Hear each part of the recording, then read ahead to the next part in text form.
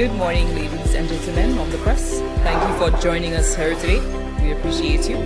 Our first presenter for the morning is the Prime Minister, Minister for Finance, Economic Development and the Youth Economy, also Minister for Justice and National Security, and the MP for Castries East, Honorable Philip J. Pierre. The Prime Minister will deliver a brief statement, and after which we will entertain questions. Prime Minister.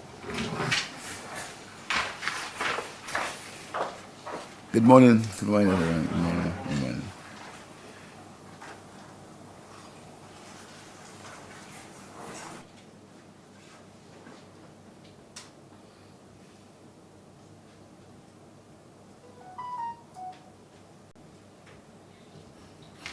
Yes. I'll just read a short statement and I will respond to any questions that you may have. And I will also respond to the suggestions in a letter which the leader of the opposition sent to me, which I responded in which I said I had received. Contrary to what he said, it wasn't thrashed. But I will respond to every suggestion that he made. I will respond. So you should know that, contrary to what you may think, the government has taken prompt action. And I reiterate that the operations matters of the police force are in the hands of the Commissioner of Police. I reiterate that when it comes to operations, the Commissioner of Police is the one that you have to relate to. And you may have forgotten that the Commissioner of Police went to the press and he disclosed a crime strategy. So I think it's very short-term memory to see the Commissioner of Police, he addressed the press and he disclosed a crime strategy. I don't know whether you recall that. So to imply that there is no strategy of crime reduction is not altogether. It may not have the results that we think that we wanted. But the Commissioner of Police, to his credit, he did go to the public, and he disclosed a crime reduction, not only crime reduction, a crime strategy, a strategy to deal with crime. He did that.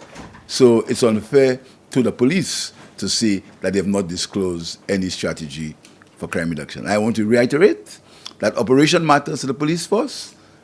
Operational matters are the responsibility of the police. Having said so, I want to just read a short statement and I will take your questions.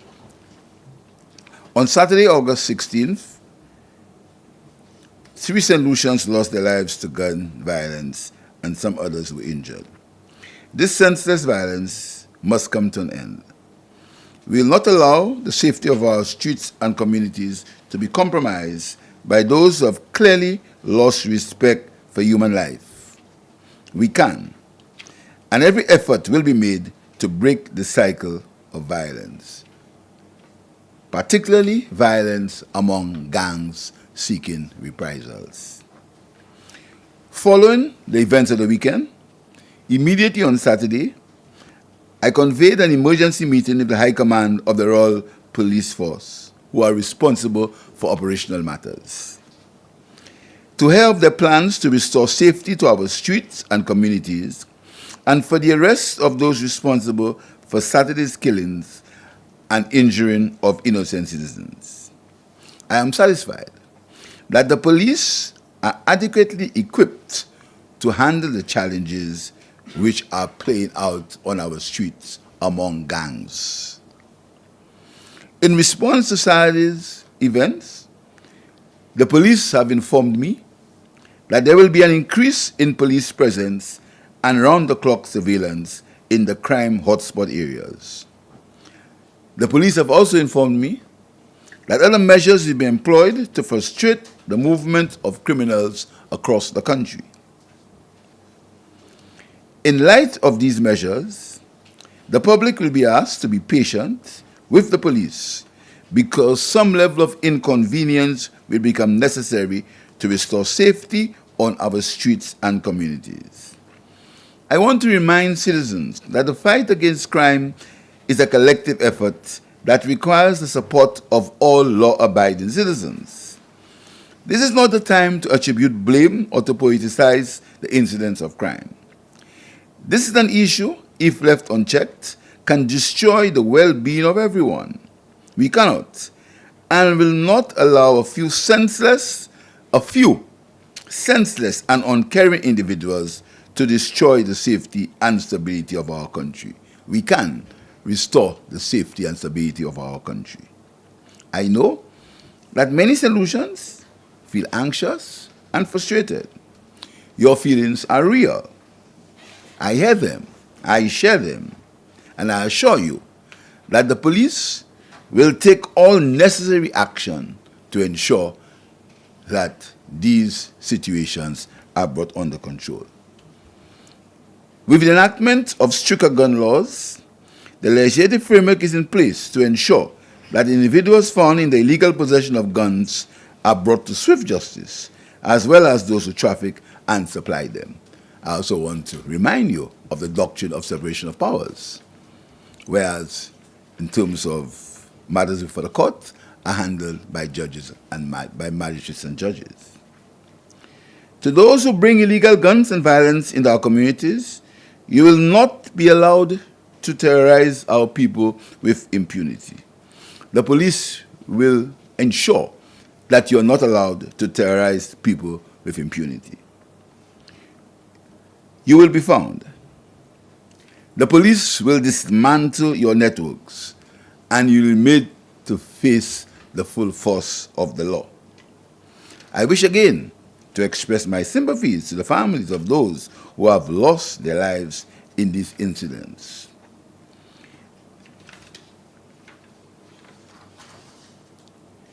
The government has assured the police that they should do their best to bring these matters to an end using all legal matters, using all legal methods. The government supports the police fully. The police have the full support of the government. The police will be supported by the government, and we hope that these matters which have been there for a long time, a very long time. The matters of gang violence have increased over time, but they've been there for a long time. And I want also to remind you that the police have also disclosed a crime strategy, which was said to all of you by the Commissioner of Police, Mr. Vingard. I call on all the citizens to help the police, to work with the police who are at the forefront of this battle. I call on all solutions to work with the police who are at the forefront of this battle. We can and we will bring an end to this scourge of criminal activity by a few greedy and selfish individuals. I thank you.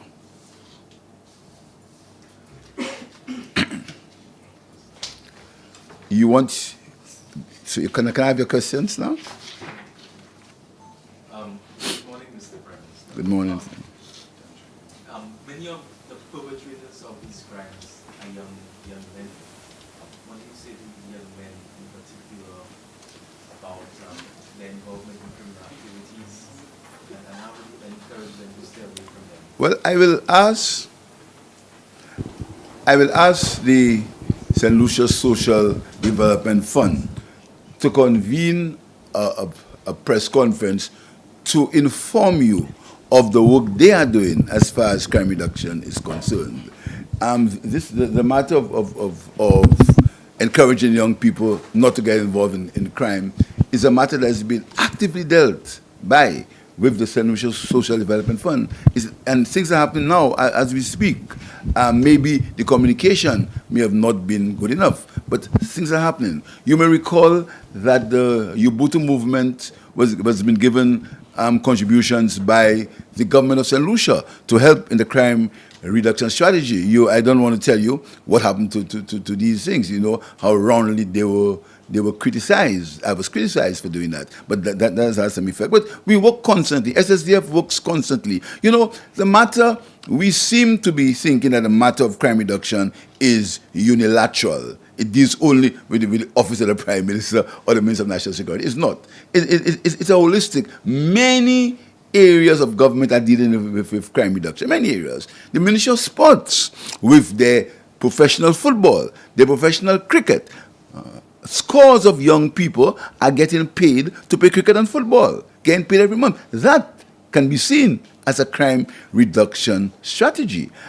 You may recall what has been done by the Ministry of Equity can also be seen as a crime reduction strategy. The upliftment of our communities by ensuring that there is a level of short-term employment can be seen as a crime reduction strategy. So we seem to be we should not believe that crime reduction strategy only deals with the Minister of National Security. Well, the Minister of National Security has a particular role, but and we've always made a point that there must be a holistic approach to the matter of crime.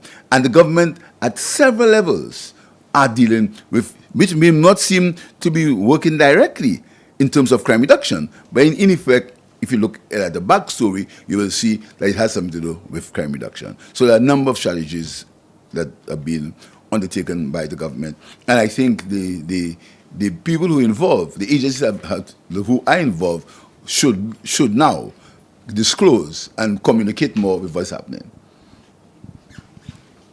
Good morning, Prime Minister. And before the leader of the opposition made four. Sorry. The leader of the opposition made four proposed solutions. Proposed solutions. I must underline proposed solutions. And solutions. And he spoke about now a crime command center. There has been formed, and the Commissioner of Police said so, a gangs, drugs, and narcotics unit to deal with these issues. A gang, drugs, and narcotics unit by the police. Not by the ministry, by the police to deal with these issues. And the police executive meets constantly to deal with the issues of crime. But there's been a specialized unit called the Gangs, Drugs, and Narcotics Unit. The next one was advance a comprehensive border control program separating law enforcement from revenue. That matter is under active consideration. There are issues as it relates to the legislation relating to the workers who are currently involved, the people in the customs who are currently involved and working as civil servants. There's been a discussion and a legal opinion is being sought for a long time on how these people will be handled. The very fact that you're asking them to leave their established jobs as customs officers, pensionable customs officers, and put them in another unit. These discussions are active. What is happening in the meantime is the Customs Department has been strengthened in terms of their surveillance. It has been strengthened. That is work in progress. That is happening all the time. Scanners have been purchased for customs. Scanners have been purchased for customs. New scanners. There were some scanners that were damaged. They are being repaired. This is active, happening every day. The surveillance in the customs is being improved and increased all the time. The third one, implement a mandatory polygraphing for customs and police officers. Any police officer who joins the police force is polygraphed. Everyone now. The recruits who joined the police force were polygraphed. Some of them were taken out from the recruitment because they failed the polygraph. There was an issue again on the human rights of some civil servants who said that their job description does not allow them to be polygraphed. That's a legal matter that we are pursuing. But in terms of the police, every new police recruit is polygraphed. And every policeman in any specialized unit of the police force, the commissioner tells me they are polygraphed. Amend licensing requirements for sea vessels to include mandatory GPS tracking. Let's look at that one in its entity, in its entirety. Every fisherman who gets a license is, and you will say the Ministry of Agriculture gives them a GPS. Fishermen. How is it possible for every man who puts a boat on the sea for us to put a GPS in it? How do you monitor it? So I'll be grateful to be told, how would you monitor every guy who puts a boat on the sea? If we can do that, we will take that suggestion gracefully. If I'm given the modality on how you put a GPS on every guy who puts a boat on the sea in the country. The third one, fast track the installation of effective.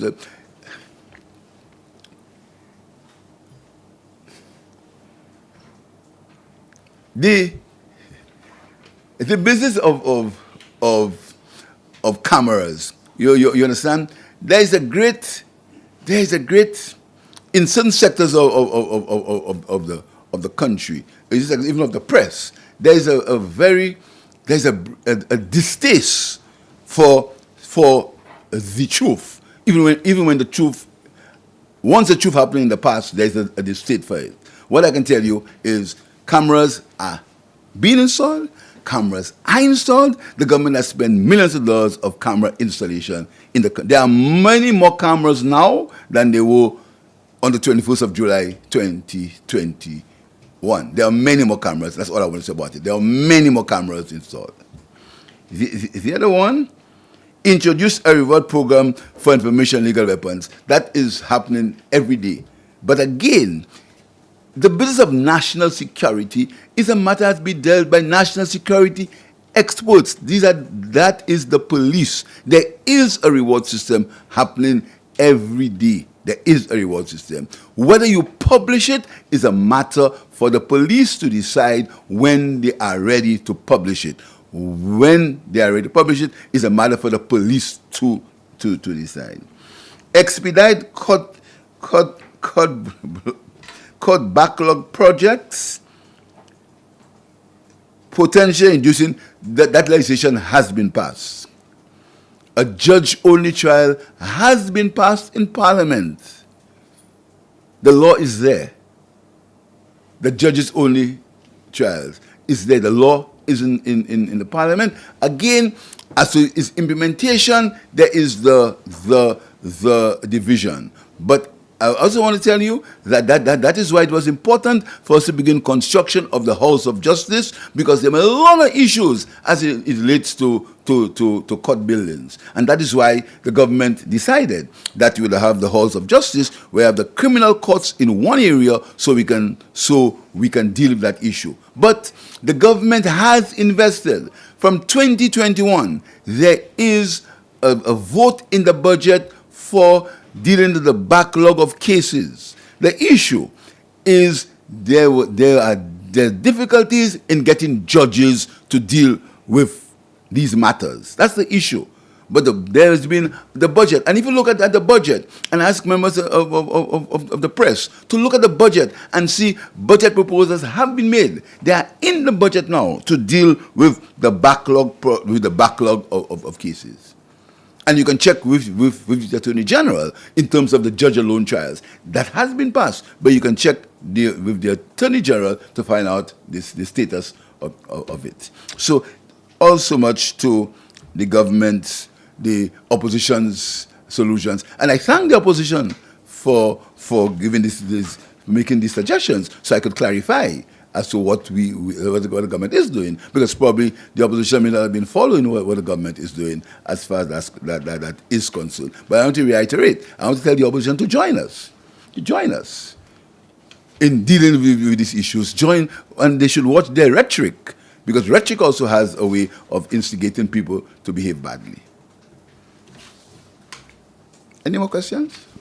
Yes, thank you so much. Good morning, Prime Minister. Just a quick question. I know I have a few, but just very quickly, based on what you just said, what would have brought about the change of your reception to the opposition's proposals for the crime fighting or crime reduction? The change of my reception, I don't understand. Yes, because when the letter was sent out to you, you stood here in the briefing room, and your reception about the letter was not necessarily No, I welcoming. said I acknowledge receipt. I'm talking about previously. I believe that letter would have been sent out, is it 2 years ago? I always say I acknowledge receipt. I always said so. I didn't expand as I did today. But when the leader of opposition writes me, I always say I acknowledge receipt, always. That is on the record. Anytime I get a letter from the leader of opposition, I always say I acknowledge receipt of your letter, always.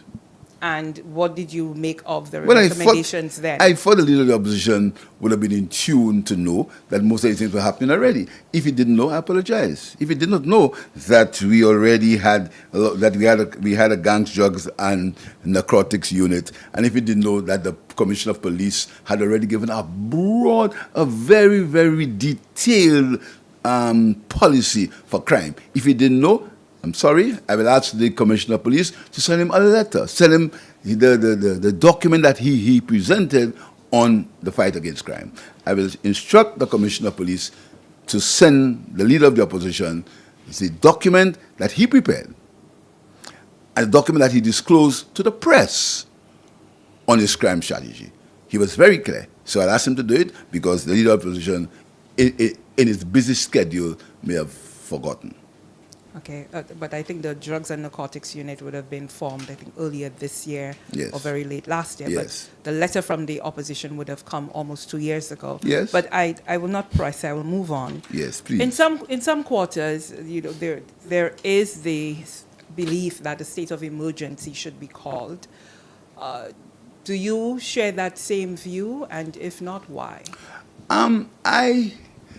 Again, these are national security matters that I will get guidance from the experts on this issue. State of emergencies have repercussions. State of emergencies imply certain things. I will await guidance on that matter. Just a quick follow-up here. Again, there is widespread public belief that the disbandment of the K9 units, once you assumed office, would have allowed an unchecked flow of illegal firearms onto the streets. What do you mean by that? Do you believe this is a fair criticism? I'm sorry. Go ahead. Sorry. I should interrupt. Sorry. Go ahead. No, I didn't that's hear the end of the question. My Do you apologies. believe this is a fair criticism? I don't know about disbanding K9. I don't know about it. I don't know who disbanded any K9. I don't know. If somebody can tell me that there been any policy to disband the K9 unit. Disband means it was there and you extracted it. That's what disband means. That's what it means. Use the words carefully. Disband the K9 unit means that there was a K9 unit and we send the K9s away. Hey, hi, what are you doing? Were you back in the press? You made a transition? Sorry about Lisa. I just saw him. I didn't make him out. Sorry about that. Although I know you all don't want me to have a joke. You all want me to come and be saying, I don't know what you all want Prime this country. Minister, No. I mean, you all are my friends, and all of us talking about developing St. Lucia.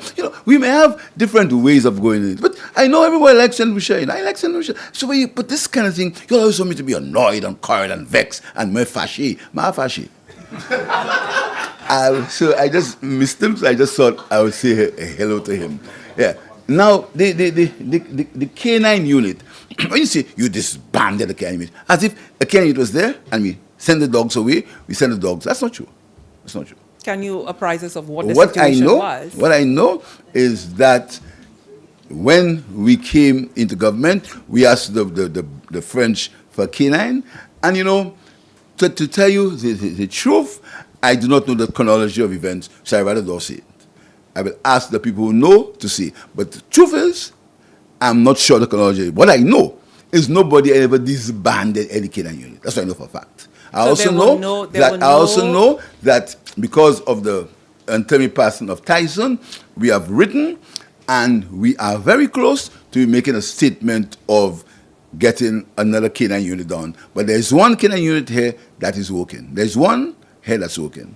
So, Prime Minister, am I understanding you correct? Mm-hmm. There were no canines working with the police once you assumed Let me office? ask that question for the Commissioner of Police. Ask him. I don't want to say what I don't know. What I know is there was never any disbanding in any unit. That's what I know for sure. But I don't know what was there when I came in 21. Ask the police, they'll tell you. I don't know. What I know, Dr. Ernest Hilaire, what I know is that there was never any disbanding. This is the word I use carefully. Disband. then in that case, contracts for canines working with the police were not renewed. Is that a question that you can answer? What I can answer is that the Deputy Prime Minister made a statement about costs. He made a statement about costs of the canines. He did make a statement about costs. He did so. So there were canines. What I know, my God, how can I make that? This is not a trick question thing, Lisa. We're not trying to trick each other. I'm just trying we're to understand. We're not trying to trick Prime each other Minister. for us to No, use, sir, for us to I'm just use trying- No. at a later date. I'm just All trying I'm to saying to you understand is you. that okay, let's end. No canine unit was disbanded under my jurisdiction. None. And just a final question here from me. You mentioned scanners, and it would have been last year, I believe, or year before. You had indicated that scanners at the port, water had been poured onto a scanner No, I didn't and say destroyed. poured. No. I said they got wet. They got wet. I was careful. And I but didn't say they poured. investigation had been commissioned into looking into the incident. Can you brief us on the findings of that investigation? Where are we at with this? Listen, when an investigation is requested, it leaves the Prime Minister's office or wherever and goes somewhere else. The Prime Minister does not personally go and make any inquiry investigation. He gives instructions. Customs informed me that an investigation was taking place. They have not come back to me. They have not come back to me on that. They have not come back to me on that. What I know, in the meantime, we've tried to increase their scanning capabilities in the meantime. You see, listen, what I want to tell you is that this crime situation, this crime issue, I want to make 3 points. And these are not, and do not use it as any matter of excuses. They are not excuses. They are factual. I want to make 3 points. Point number 1, the government would be extremely pleased if from inception there was no crime in the country, if there was no murders, if there were no gangs. The government, and I hope the opposition also, would be very pleased if we had a crime-free society. We'd be very pleased. So the government doesn't encourage crime. The government doesn't want crime. The government doesn't play politics to crime. There is no need. And I hope it's the same for the opposition. Point number 1. Point number 2. This crime situation seems to be a pandemic in the region. It seems to be a pandemic. Something seems to be happening in the region. That doesn't mean that St. Lucia is making excuses. It's a fact. Something seems to be happening in the region as far as crime is concerned. Every island heads a government that consumes them in the discussions. Every island seems to have a problem. The press may handle it differently in other countries. The commentators may handle it differently. The opposition politicians may handle it differently. But every island, that is a fact. Every island. And whether you want to criticize the Prime Minister and say all kind of things about him in national security, the fact is the entire region seems to have a crime pandemic. The entire region. The third situation is that operational matters are always in the purview of the police. They are the ones who have the training.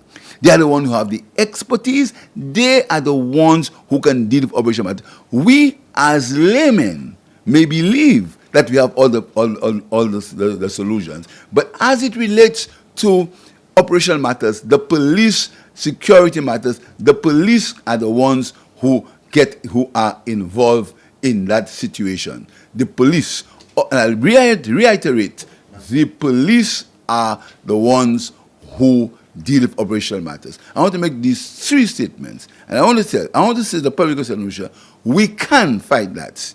We can reduce it. We can. We need to work collectively. We need to work together to deal with it. But I'm not pleased. I'm not happy. I feel the pain of everybody who feels the crime scale. So I don't want anybody to believe that when I get up in the morning, I'm happy because there is a murder. Why must I be? Why must the leader of the opposition be happy? Why must the radio personalities be happy? There's no need for that. It can happen to all of us, any of us, our cousins, our friends. So there's no need to believe there's a sense of happiness or there's a sense of I told you so or deja vu. It's a serious situation that all of us must work together to deal with. In no situation like that anybody encourages. I am sure the opposition will not encourage it. I am sure the opposition would like to have a country that is crime-free or crime is reduced. So I don't want you to believe that anybody is happy when there is crime. It's not about to be happy. It's not about to rejoice on. I just want to make it clear to you, Lisa. It concerns me. I'm not happy when it happens. You understand? Because I live in a place that they say is a crime zone. You know that? Yeah, I don't live in areas of you understand? So as I made the point to you, I have to go. When I go home every night, I have to go home every night. I'm not privileged. I live in the areas of concern. So I want a peaceful country. I want no guns. I want no violence. That's what I want. So I don't want you to think that I'm happy when it happens. No one should be happy. So I want you to work with us. We can do it. I want us to work together on that matter. There are other political issues we can work on. Let's talk about the economy. Let's talk about, but the crime situation, please. Let us not politicize it. Let's not look for points. Let's not seemingly rejoice. Let's not be a deja vu. That's not necessary. We don't need to do that. That won't make us win because I did something. There have been weekend murders years before. Years ago, there were weekend murders. That doesn't mean when it happens today is good, but it happened before. So let's not rejoice. Let us at least draw the line as far as that's concerned. The government is willing to work with anybody. We worked with Ubuntu, we worked with the churches, we work with everybody else. So let's, on a matter of crime, let's draw the line. Let's deal with anything else. There are many things to talk about. The economy, education, agriculture, many things. But for crime, it will end up hitting all of us if we continue to play games with it. Because criminals have no political party. Criminals may appear at the level of convenience to support a political party. But criminals don't have any political party. Criminals, in the main, are selfish. And they want to have their own way. But what we must deal with is the misguided youth, the young people. These are the people that we must work with, the misguided youth. They are the ones that we have to nurture. And so you must send them the proper example. Let's not seem to be to glorify it. As I always said, the Prime Minister's job is a temporary job. No Prime Minister would want crime in the country. No Prime Minister. None at all. So let's not. I want to make a special plea in this time in this time. Let us stop this sensitization of crime. Let's stop it, please. All of us will suffer. All of us. Political parties will come. Prime ministers will come. Minister of National Security will come. They will go. But let's not seem to rejoice, please. All right, Prime Minister, just short follow-up on that for me. I know you said that you don't get into the operational matters of the police, but allow me to ask one that maybe hinges more on the line of legislative. Given the situation which unfolded in Castries on Saturday, which stoked some fear, as well as the escalating situation over the past 2 months within some communities in Castries, has there been any consideration to deem the area an escalated crime area, as that was one thing your administration would have put forward that is of the use to the police? Has that come up in any conversations? Has there been any consideration for that? Escalated crime areas are given on the advice of the police, and the police have not advised me as yet on to do that. Okay, Mr. Prime Minister? Yes. In light of the recent incidents, has the Commissioner of Police been recalled? Because we would recognize that following some recent pronouncements, you would have proceeded on leave. Has it been recalled? No, the Commissioner of Police, there is a Commissioner of Police acting now. So Mr. Vern, because you see, the acting commissioners have the same power as commissioners. But to be more specific, Mr. Vern Gard has not been recalled. Okay, and in line with that, prior to going on leave, Mr. Gard would have made some pronouncements with regard to the disappearance of critical evidence. With everything that is going on with crime, one of the things that we need to do is to restore the confidence by the public in the Royal St. Lucia Police Force.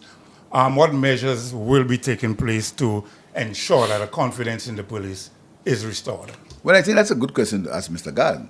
He's in charge of the police. But I want to tell you, do any of the investigation should show that? Do any of us know when it disappeared?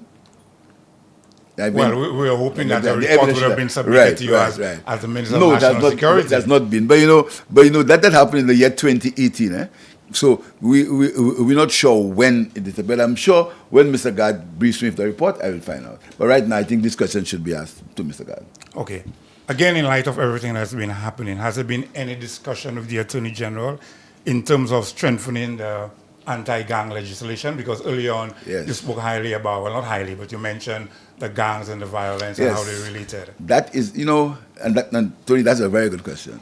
And that's a discussion that we need. You see, these are discussions we need about crime. There are some issues relating to freedom of movement, rights of association, which are constitutional rights, right? So what we're looking at, what the age is looking at, is to ensure that the legislation is in tune with with the Constitution. There is gang legislation. We need to strengthen it.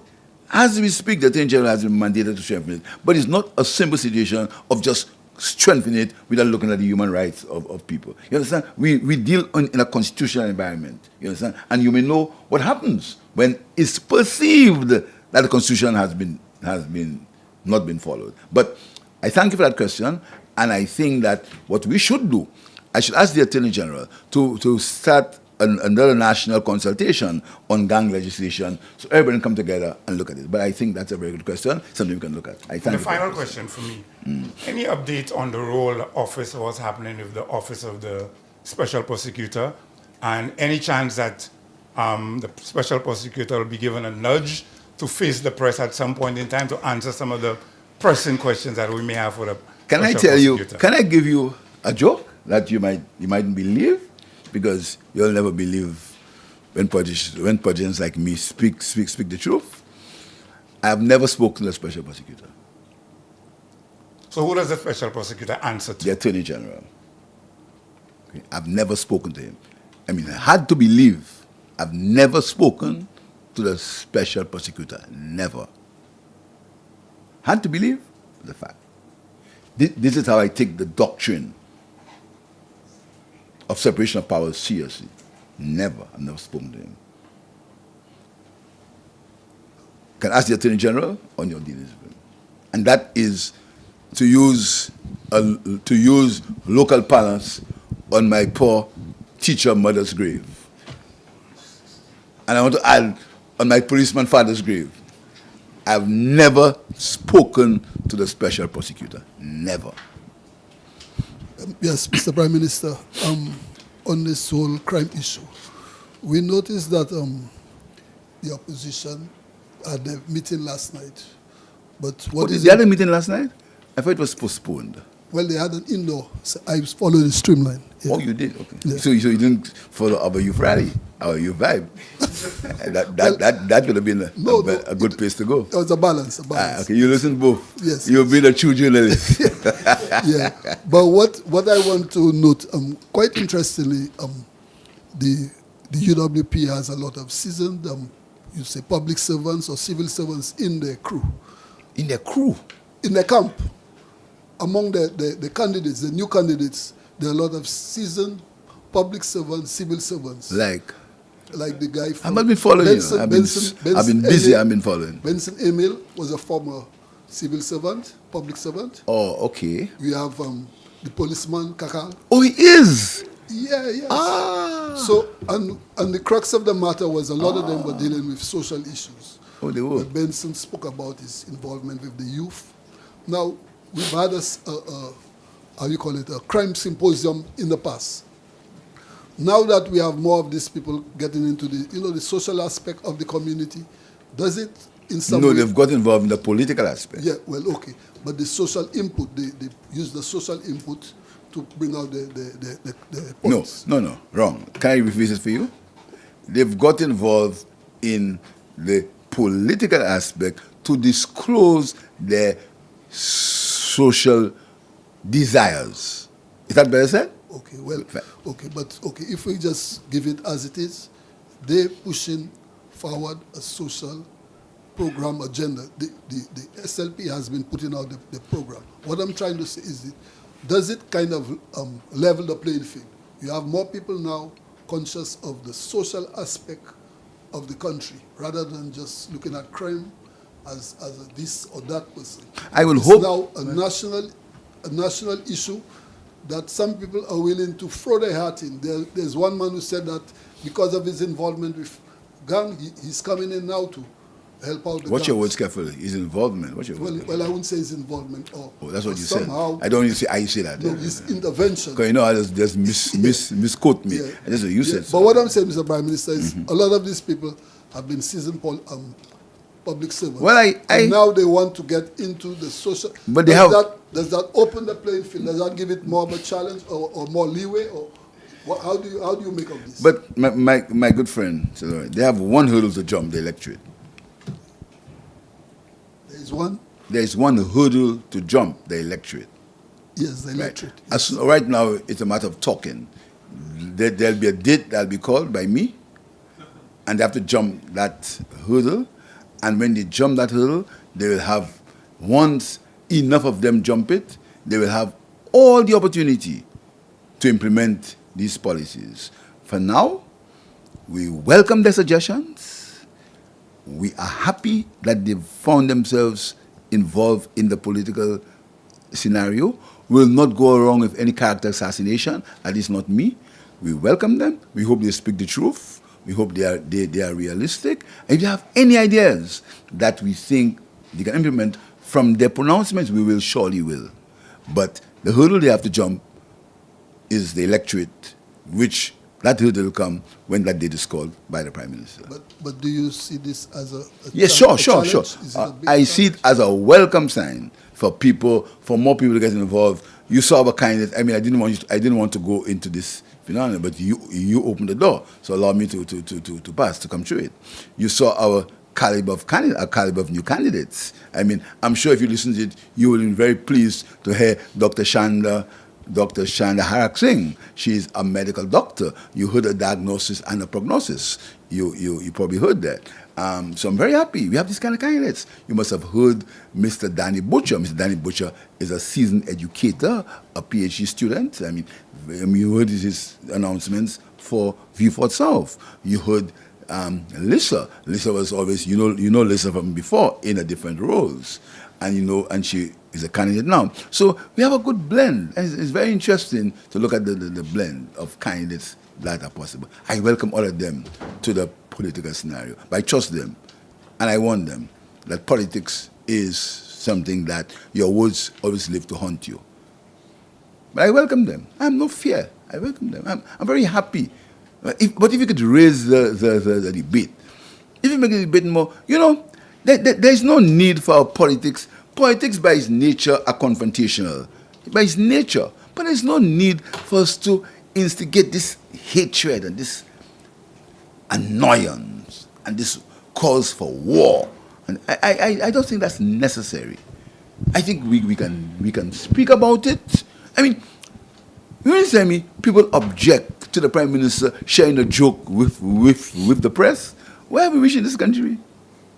Where are we in this country? Why can't I share a joke with you? You know how long I know Lisa? Long time. I took on her. Because I know her for a long time. So maybe I get vexed with Lisa if she criticizes me, or if she helps somebody to criticize me. I won't get vexed with her. You know how long I know Lisa? I'm sure I know Lisa before when you were still in primary school. So why I get vexed? Look at Tony. Tony and I have had Tony attack me on the star. But look at Tony. You think I get vexed? I know Tony for ages.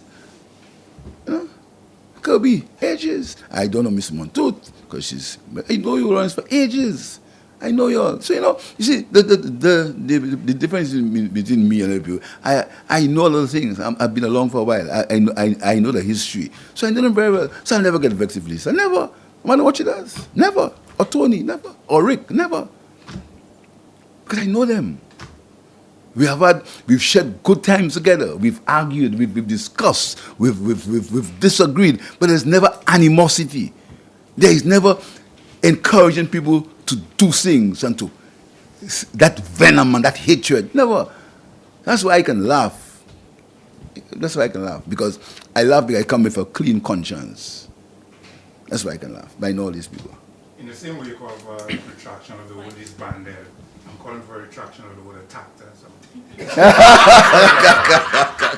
No, Tony, what you know. Look, Jerry. You know how long I know Jerry. I know Jerry when he was slimmer. That's DBS. Okay? So gentlemen, thank you very much. And ladies, I'll see you all next week Monday. Thank you.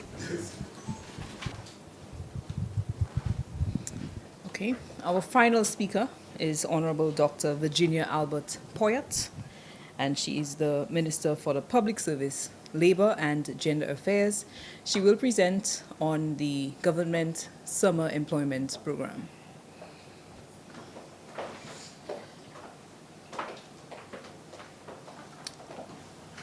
First of all, good morning, and I'm happy to be here to share this afternoon.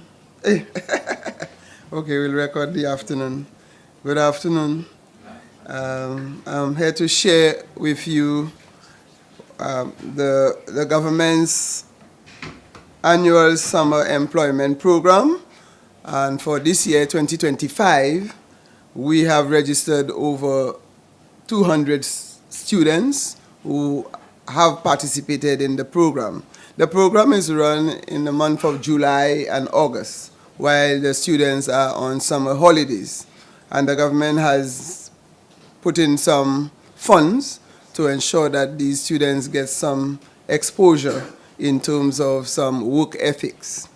The students normally are from the secondary schools, Form 4 and 5, and some from tertiary level institutions. There are some maybe who are at university and they are back home, they can actually participate in the program, and those are the Sir Arthur Lewis Community College. The areas of focus in the apprentice internship program, we look at how we can provide opportunities to develop important personal and professional work skills, such as team, effective communication, problem solving, and conflict management.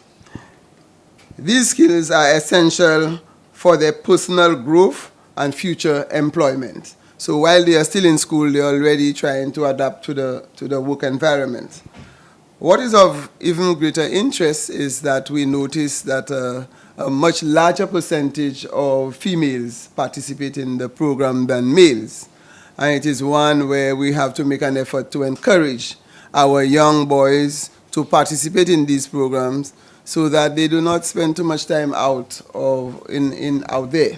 We also see it as a very useful program for especially persons who really need that extra cash. Some of the students are preparing to go back to school, and the earnings that they gain would be a very great support to their parents as they prepare to go back to the new school year. In the case of those who participated in the July month, we had about 25 males and 57 females. And for the month of August, we had 37 males and 87 females. So we have to find a way to get our boys engaged in more meaningful and exciting, productive activities in such a program. Because in the schools itself, some of the schools, if you look at percentage male to female, it's almost close to 50-50.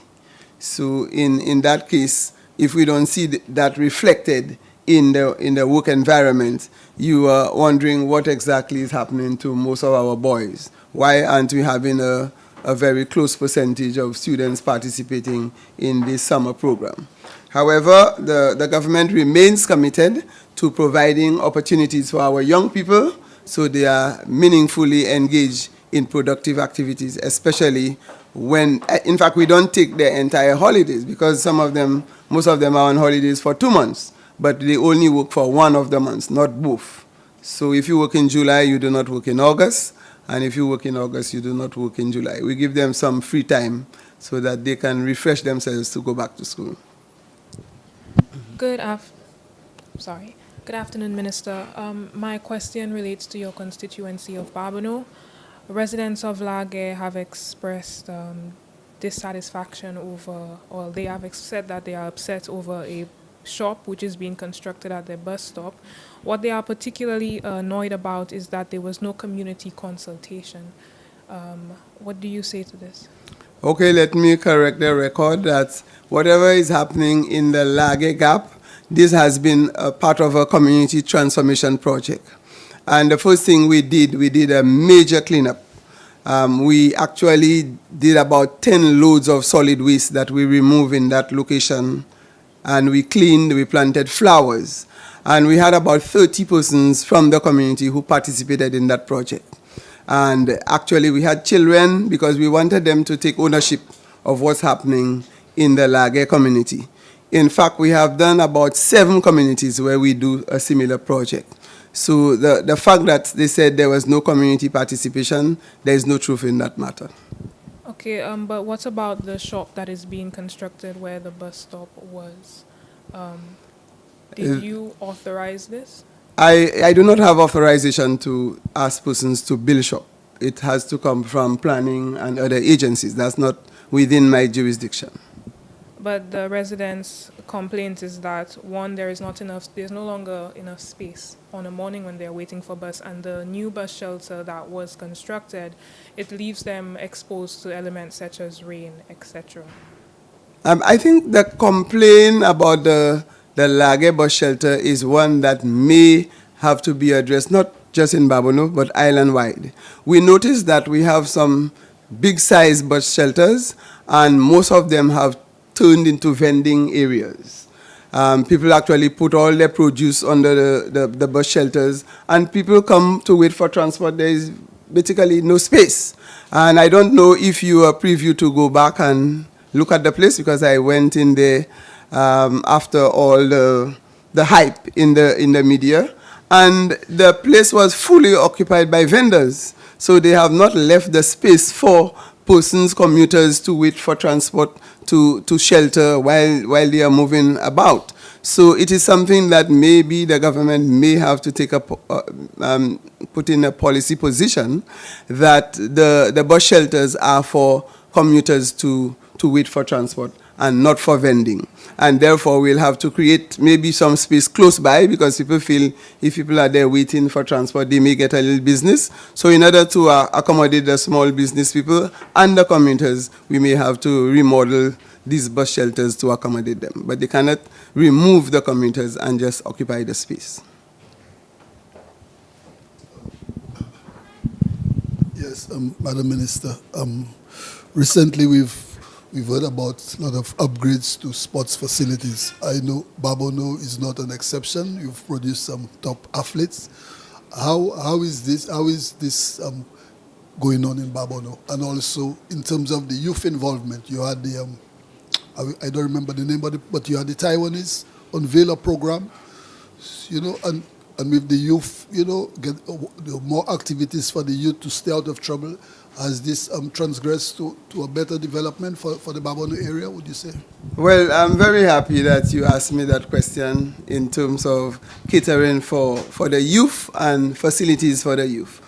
Babonneau is a huge community in terms of land mass. And everybody in every little community wants their own playing area. But it's not always possible for us to provide that kind of facility. But as we speak, I can reassure you that Babonneau has many different playing facilities. There are 4 major playing fields in Babonneau, and 2 of them are primarily used for football. The 2 major locations for football would be the Lage playing field and the Fontaso playing field. And then you have the other 2 primarily for cricket, which is Debara and Balata.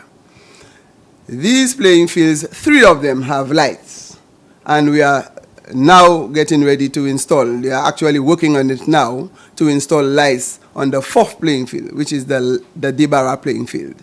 So in the next few weeks, you will see we are turning on the lights at Debara for the first time. Now, we have also had some playing facilities that did not have toilet facilities. And Debara was one, and Balata. So I have constructed, through the CDP project, we have constructed the toilet facilities in Debara and one in Balata. And in Fontaso, there is a toilet facility, but it's mostly or mainly for the players. Spectators could not access that because of its location, and it was not designed for spectators. So I have since built a toilet for spectators. When they come and watch matches there, they can use the toilet facility. So these are some of the upgrades that we have done in terms of sporting facilities in Babonneau. And we have a playing field next to the Babonneau Primary School, which was almost out of commission for some time. The outfield was in a bad state. So the Ministry of Youth Development and Sports came in to assist me in order for us to do the resurfacing of that field. And we actually put a wall and fencing around the field. So come September, when the students return to school, the Babonneau Secondary School will have access to that field. We have done the grassing. We have done the French drain to ensure that we have proper drainage under it. So that has been almost completed, and the developers of that project are ready to hand over this project. And the final, what has been the response to the Taiwanese youth program? That's, I think, the last one you the Taiwanese youth program, they actually did an assessment, and we went to Fonlatisab, the Fonlatisab project that we are working with the Taiwanese. And they are actually designing the project now because it has to be within their financial year. So they are trying to secure the funding for that project. But not so much in the sports area. It's more in small business area. Okay. And the area of ecotourism is another area that's under review? Yes, ecotourism is one where Babonneau, as we have described Babonneau, we describe Babonneau more as an agro-tourism community. And sometimes we compare, which is contrast to what happens in Soufrière. Soufrière is more a tourism agro community. The emphasis for Babonneau is more on agriculture, and then the spill-off is tourism, where these 2 areas can marry and support each other. Babonneau primarily is described more or less as the breadbasket for St. Lucia. But the farmers there, they have shifted from mainly production of bananas to leafy vegetables and root crops. So we are providing a lot of what you see in the supermarkets and in the shelves or in the Castries market. A lot of that is coming from the Babonneau area, especially the Maki area. In the Maki area, the Ministry of Agriculture has given tremendous support to the farmers. They actually received to the tune of 350 1,000-gallon tanks of water. They actually got drainage done in the Maki area, and we also gave them fuel vouchers. In the time, the dry season, they have problem with irrigation. They actually get the water from the river, but they need gas to help them pump that water onto the farm. So I ensured that they got fuel vouchers to assist them. The Ministry of Agriculture also gave them the farm support program. They had farm support farmers, workers that came on the farm to assist them, especially the older persons. And it is one where we really trying hard to get the young people to go into agriculture. And for us to do that, we have to start from the schools. And interestingly, about 3 of the schools in the Babonneau constituency have greenhouses. So therefore, these schools are practicing some level of farming. The Babonneau Secondary School, they have the aquaponic and hydroponic agriculture in the schoolyard. In Debara, they have the greenhouse. In Fontasso, they have greenhouse. And in Babonneau Primary, they have greenhouse. They have land space for them to engage in agricultural programs. We are partnering now with a company in Canada, the Messiah Group. And this group wants to take on the agro-processing plant in Fontasso. That plant had been basically not in operation for some time. And they have since done a tour of the facility, and they want to reintroduce agro-processing in the Babonneau community, as well as installation and development of a biodigester system where we can use grass and our local waste product to generate energy and electricity. So these are things that are of great interest, and they were here recently. They did an assessment of the possibility of the project, and they are due to return soon so that we continue the development of that project in the Babonneau community. Afternoon, Minister. Just a quick question. As in regards to the citizens' identification number, is there any update in regards to that initiative that will be happening? Okay, as we speak, we have a memo that is going to Cabinet now so that we can authorize the government to pass legislation to that effect. So we are working on that. Mm-hmm. All right, thank you very much. Mm-hmm. Right. Minister, good day. Just very quickly, we've seen the introduction of Titus Sprayville on the UWP endorsed candidate for your constituency, Babonneau. Mm-hmm. Just a quick question on what sort of challenge do you think this is going to mount to you? Are you prepared for that challenge? Mm-hmm. I don't know why you use the word challenge. Well, we'd hope it's a contest. Well, yeah, call it a political contest. Why it has to be a challenge? As you say, describe it as a contest. And if it's a contest, the better one will prevail. So Titus Sprayville coming into Babonneau. Titus was born in Babonneau. I've known Titus as a student, and then he left to go to university and he improved himself. So if he's willing to come back and help develop Babonneau, he'll be most welcome. I think the question some people are asking me is why has he been missing in action for so many years? So he may have to answer that question. But I have stayed with the Babonneau people for all my life. I've been involved in so many different organizations from the time they had Mothers Group, Fathers Group, Queen Show, Babonneau Development Committee, Babonneau Social Club, just name them. I've been there in the trenches with the people helping them. And then I taught in 3 different schools in Babonneau. I taught at Babonneau Primary, I taught at Laguerre Primary, and I was principal at Fontasso. So we have generations and generations in Babonneau that I have assisted in impacting their lives. So if Titus wants to come and say he wants to make a contribution now, that's for the Babonneau people to decide. But I've been there with them thick and thin. Mm-hmm.